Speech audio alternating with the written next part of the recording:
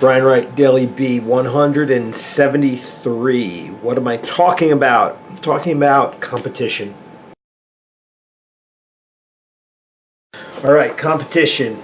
We all have it. If you have a business, you have a competitor. You don't own your market. You're always going to have somebody else that's going to be trying to do what you do and eat into your customer base. Now, here's the thing. I really don't believe in competition, but I do. It's a duality principle here. I believe that there's enough fish in the sea for all of us to do really good business and for all of us to make money. On the other hand, I do view people that come into my market as competition. Would I like to take their members? Yes. Would I like to put them out of business? Yes. Would I like to beat them so bad that they wish they never got involved in their business? Yes. That's like my dirty goal. But if I make that the motivation in my day, I don't get done what I need to get done. So, do I want to crush all my enemies? Perceived enemies? Yes. Do I think my competition is my enemy? No. Do I think really anybody's my enemy? Yes, I'm sure I have enemies. There are people that have diametrically opposed views to me, or people that are coming directly at me with bad intentions, sure. But the guy who opens up down the street from me that's doing what I'm doing is not my enemy. I will make the appropriate moves I need to protect my business. I will make the moves I need to keep doing my business, growing my business on scale the way that I choose. If I crush them along the way, that's exactly what I would like to see happen. But if it does, it does. It doesn't, it doesn't. It's not going to change how I do business. So, do I enjoy defeating my enemies? Yes. Do I need to defeat my enemies? Not really. Does the idea of enemies come into my daily thought process? As little as possible, because it gets in the way of what I need to get done. If I sit around and I start thinking about all the people that may be coming at me, that's going to suck up a tremendous amount of energy. It's going to put me in a negative space, and it's not going to allow me to service my customers to the degree that I need, which shores up my walls so that all those other forces don't have the ability to come and take what I've got. I really believe that quality is the thing. And when I say quality is the thing, you've got to understand that it's not just the quality. I may be the best at what I do, but if no one knows it, I'm not going to be able to employ it. I'm not going to be able to build a business on it. So to defend yourself from whatever's happening in the world and to behave as a business should in this time, you have to be extremely good at self-promotion. That's always been the case. So you have to be able to do what you do really well, better than the rest.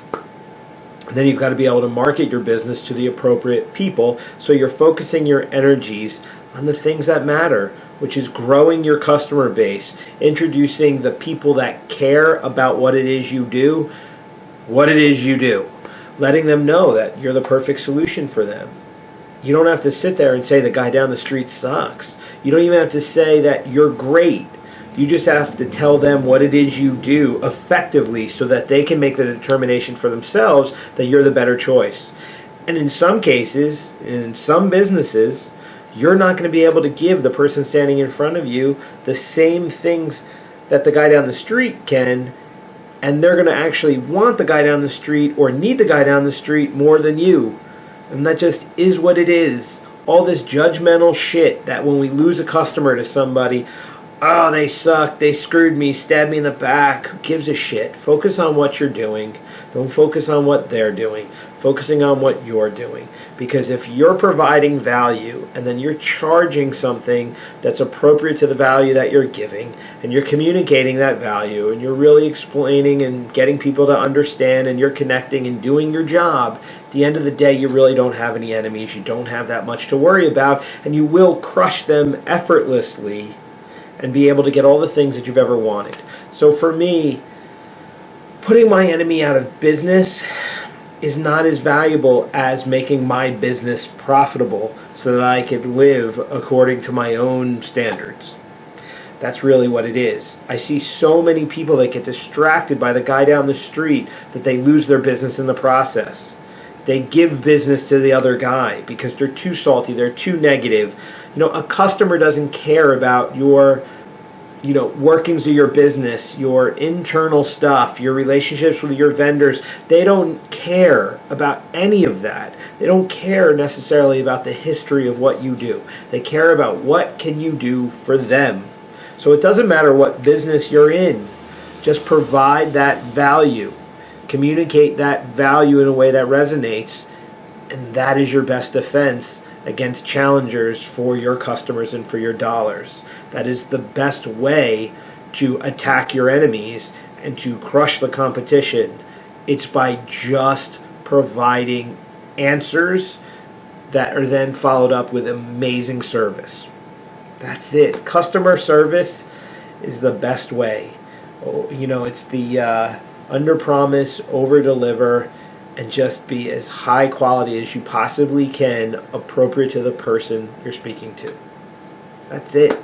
So don't waste your time strategizing around your enemies. Unless they're, breaking your windows and stealing your shit, who cares about them? If they're carrying the same stuff you are, you've got to sell it in a better way. You've got to adjust, and you've got to see what your customer wants, and, you've got to deal. And that's it. So the best way to crush them is to just do you as best as you can in a way that's going to resonate with the customer. So that's the quick down and dirty message of the day. Brian Wright, Daily B, I'm out.